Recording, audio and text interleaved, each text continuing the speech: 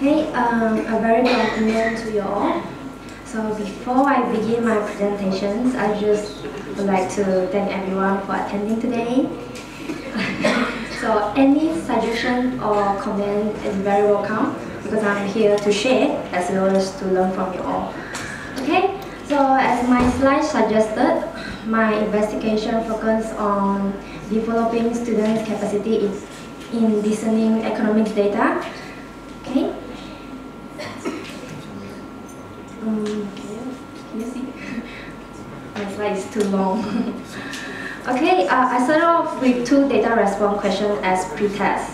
Okay, as you can see from the result. Okay, so most of them, this is the data response question. So total mark is 20 marks. As you can see, right? I don't know if you can see the scale here. Most of them, okay, these are my students. Number 1, number 2. I have 14 students. So half of them on both pre-test, right? Almost all of them achieve half of the total mark. So in fact, from my teaching experience, right, this is always the case. Students tend to struggle in data response. So be it AS or A2, you know, students. That's why, okay, students don't really do well in data response, which pull down the overall mark for paper 2 and paper 4. Okay, so last year when I got back from MTeach, I decided to try a new approach this year. Okay, I think the evidence is really enough to begin my investigation.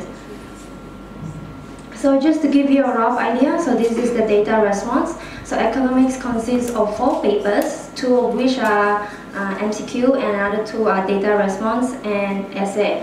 Okay, so the section A, as you can see here, this is just AS paper 2, data response. So it consists of economics, data with some text, and you have a list of, you have a few questions based on the Bloom's taxonomies. Okay. So if you can read here, most of the questions, first few questions require no more than just integration.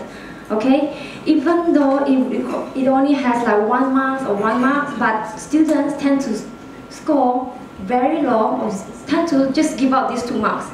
Yeah, and I found that if students can't really read or interpret the data, how can they proceed with other questions? Okay, so that's why I started it, and I believe that if I focus on data analysis, it will improve students' overall mark. Okay, be it data response and paper 2 and 4.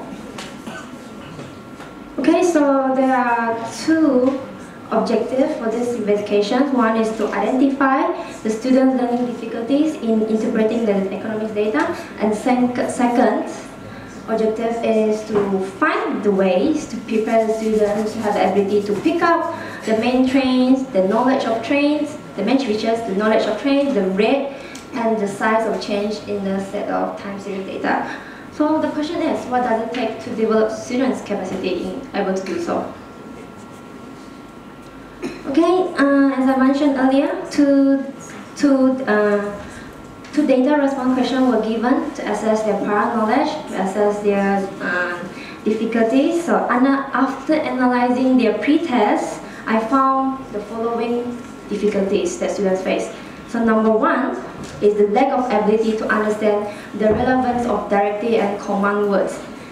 So this question, you can see, right, this question just simply asks you to identify. But I'm pretty sure you have come across this when you ask students to identify, they interpret the whole economic data and then leave you like a paragraph, and then which is pointless. No marks. So understand the command word is very important, I found. Okay, the second difficulty is unable to pick up the main features of a chart. Okay, if you can read some chart or bar chart, right? If it's a train is going up, isn't it? But it's not clear, you know, it's up and down, but the overall train is going up. But students can't see that. So that's what I found in their pretest. And the third thing is the lack of vocabulary in describing the rate of change.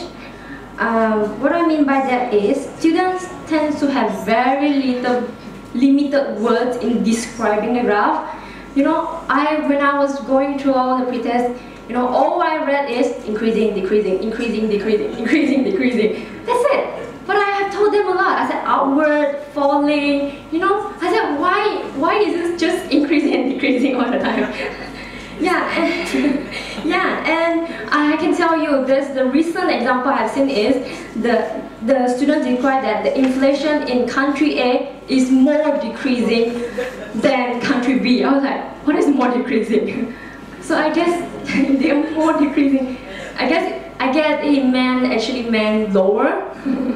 So you see, so that's really, I'm serious. If you want to see, I can show you. Okay, and the next one is struggle with simple mathematics, because other than just finding the rate of change, they also need to calculate the size of the change. So they have to calculate in percentage, and even after teaching them percentage change, I need one whole lesson. Even one whole lesson, you go back again asking them percentage change, I don't know, I give out a little.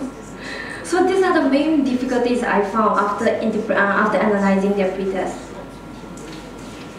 So what do after finding the difficulties? I designed the lessons to tackle the identified issue. So my lesson incorporated the theory of variation as the pedagogy design. Okay, this allows to this variation theory, explain what are needed, what are the essential things that for learning to take place. Okay, if you want to know more about the phonography research, you can look for the reference at the end of the slides. Okay, so for now, I'm going to go through variation theory in a very, very simple way. Okay, here's a cup of cold water. So if you were to teach students the concept of cold, what would you do? Okay, sure, cold, C-O-L-D. Yeah, aircon, and what else? Ice, yes, very good. Ice cream? Yes. So it's very common that when teachers were to teach the concept of cold, they usually show similarities, right? So this is cold, ice is cold, this is cold, isn't it? But according to variation theory, by showing similarity is not enough. It's not enough. Okay? So the Martin actually asserts that there can be no discernment without experience difference. So we cannot know the concept of cold if we have not experienced hot, do we? So yeah, we have to. So it's just the same thing like female and male. If this world only have women, would we know how men looks like? Okay, so we wouldn't know how woman is. We must know how men looks like. So this is what variation theory is all about. Okay, so my lesson is based on the theory of variation. So what I did in the lesson is, as I mentioned earlier, I find that interpretations is very important. Okay, so in the past, you see the data response whole set, right? You have like questions on catching different knowledge. Okay, so what I did was like a whole set, I give you another whole set. So at the end, I found that my students didn't actually learn anything because there's too much thing in one question. So this time, I tackle it more systematically. I just focus on interpreting data. So I extracted economic data from all past year paper and then focusing on the questions. You can see that there are different questions. Okay, I'm just asking, this question like this, and then can be asked this way, and the question data like this is also economic data, and how to read it, how to discern it, how to answer it. Okay, and here's the result. Okay, just to bear in mind that these are a set of economic data questions, right? So it is out of 17, and you can see, the students do it quite well, which is quite near to the total mark. But overall, these are the ones that I'm really concerned. These are the ones that are really concerned. I ask myself, myself, after designing the data response that way, I said that, why is some of the students not learning? So I reflect again my lesson, I review again, and I found that maybe I have very too much of critical aspect, too much data.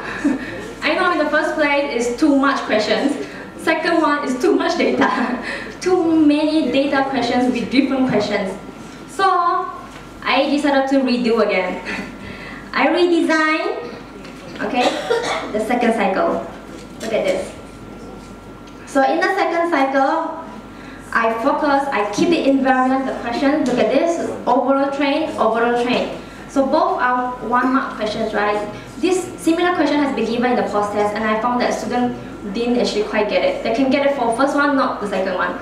Okay? So I found that, okay, keep it invariant, the questions, and I vary the way the data is presented.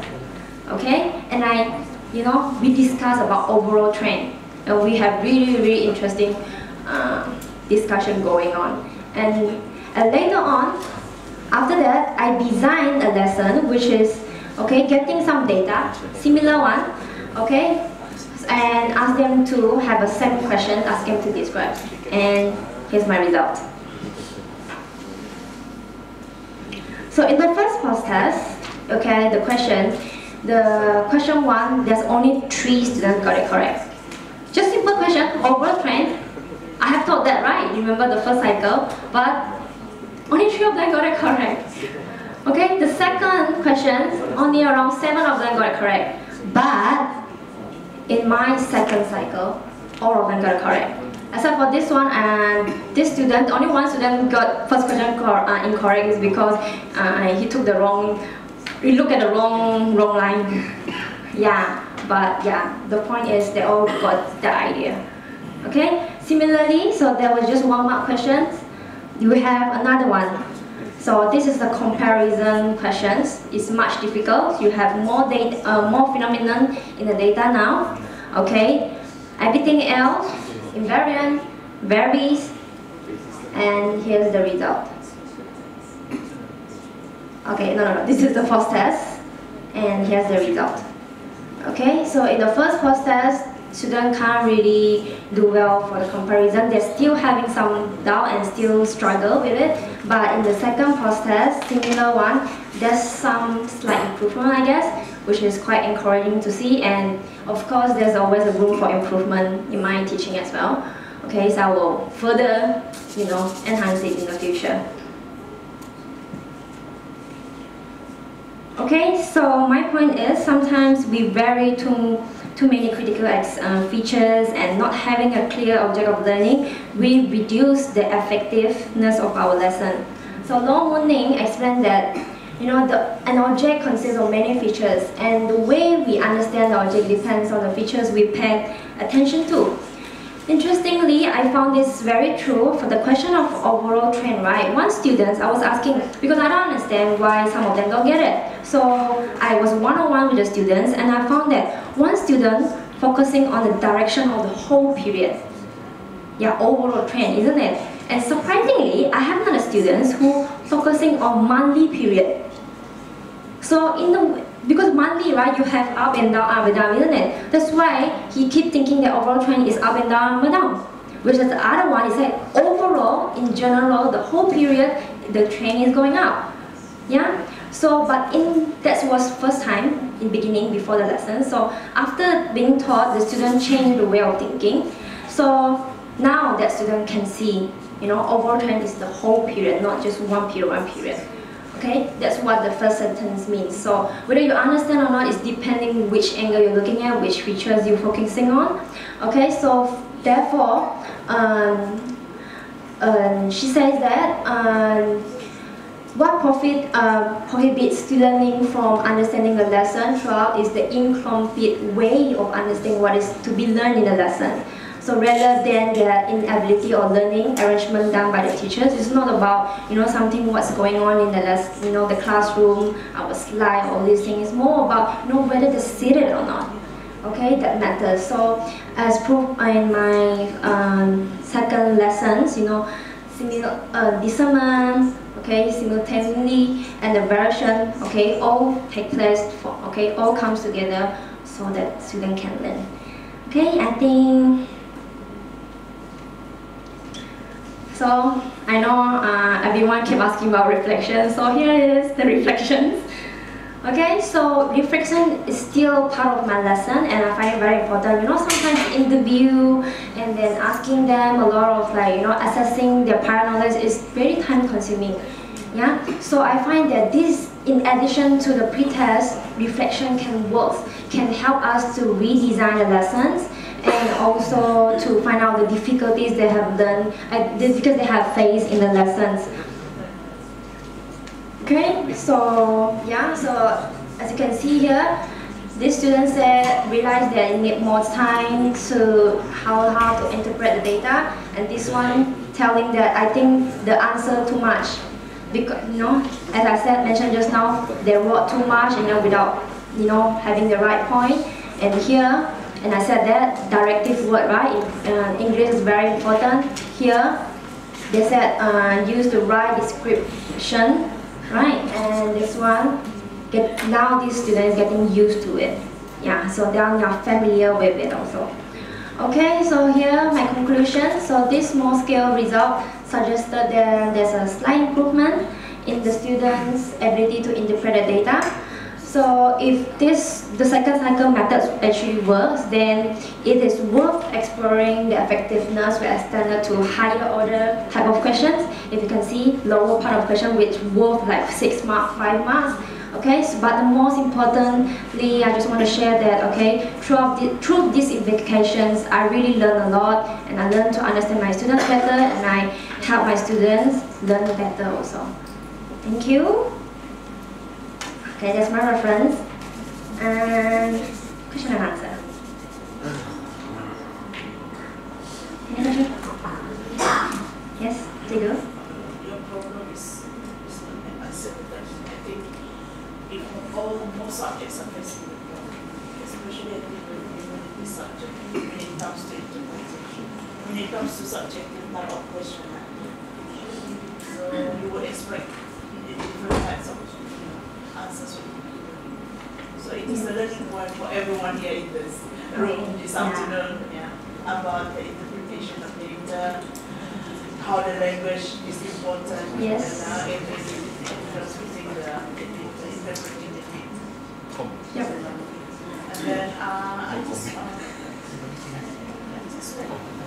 curious, do you have a word bank in economics that are used sometimes, that are crucial words that must be used in like the students, most of them are increasing, as if they don't have any. Yeah, I do give them a sheet like showing the vocabulary, like how to describe change, slow, change, rapidly, drastically, all this. I do give them. I just when it comes to the normal situation, right? When they remember the words, they will use it. But under exam period, under stress, they just tend to stick to the initial words they have in their mind. Yeah, that's what I'm still trying to understand what's actually going on in their head. Yeah, they used to it. So what I was discussing with Yani, and then she suggested that maybe I should actually get them to use those words, make a sentence every lesson. So they get used to the new words. That's how we learn new words, right? You talk about it, you use it in your daily life. Yeah. Maybe they want to place for using the words they're really confident with. Yeah, true. Any more questions? Yes, Jigu?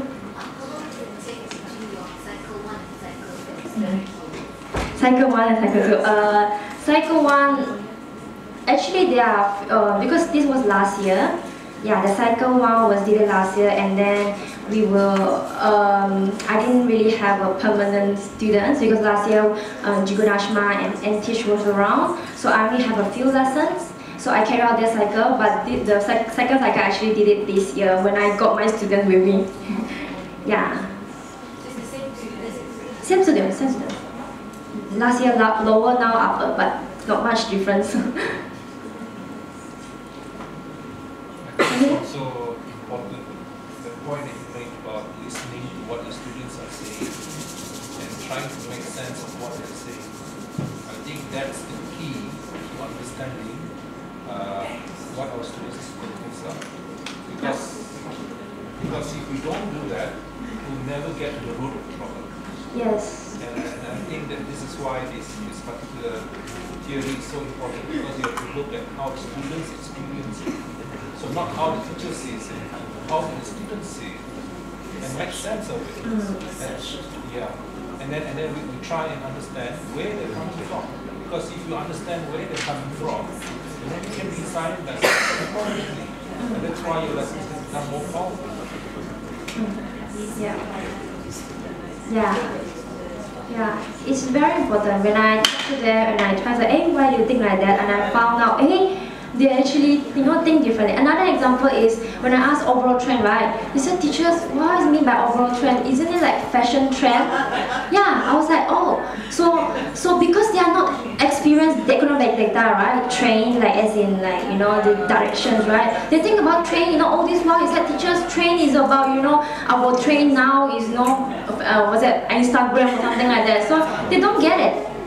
Then that's the problem. I didn't know right in the first place before this investigation. Yeah, that's what I found.